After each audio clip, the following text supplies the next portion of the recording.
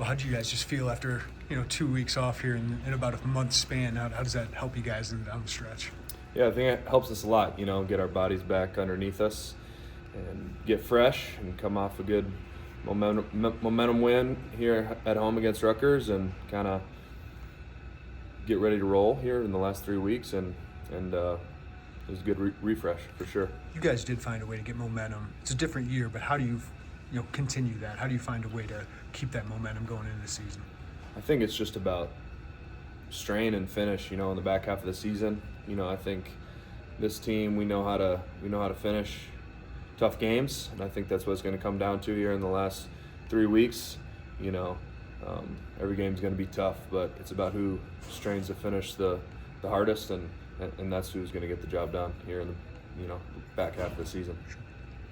How often do you hear maybe from the coaches about finishing November strong? Yeah. In your time with Coach Ben, like how much has he brought that up? It's a big point of emphasis, because a lot of teams get remembered how they finish in November. Coach Lenny always says it. We got to make it in November to remember. Coach B says it. We got to finish strong. That's what the last 3-4 weeks of the season is all about, and it's a big point of emphasis, and I think it's really important. What puts this team maybe over the top in those moments where like a lot of teams are feeling it, this last month, the grind of August camp through the first 3 months of the regular season? What makes this team different? I think we got a lot of grit, we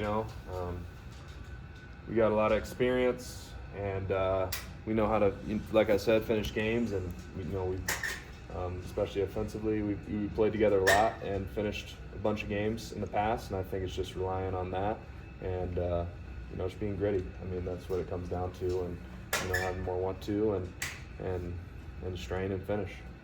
Coach Bill, I think it said he made a point to say, like, obviously you guys finished strong last year, but like this year, not last year. Like, yeah. How much can you kind of look at what you did a year ago, and how much do you have to maybe just not even think about that? I think a little bit of a mix, right? Because you got to have confidence in what you've done in the past, but that doesn't really matter. You got to focus on what's at hand in front of us. But the experience is one thing, but focusing on a week-to-week basis and not getting ahead of ourselves. You can kind of see the light at the end of the tunnel at the end of the season, but we got to focus on every week here, and it's strain. It's tough, and we just got to focus on the moment. The 2 off weeks you've had here close together, you felt it with your body? You feel like, yep, I'm fresher, more recovered, you sense it? Yeah, definitely. I think we do a great job of getting our legs back during the bye week and getting our minds back too, and just kind of having that reset to get back into a good headspace and get our bodies back.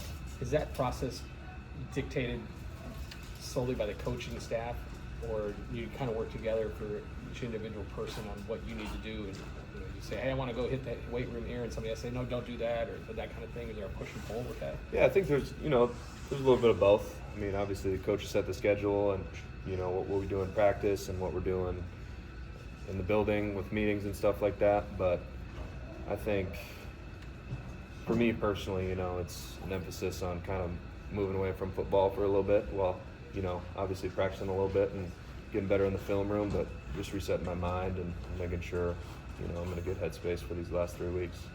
What did you do away from football, away from here? Anything in particular in the bye week? What did I do? It was nice last week, a couple days. I golfed a little bit. Get out there, nice little fall golf. Felt good, but Did you golf well? not bad, Who's with you?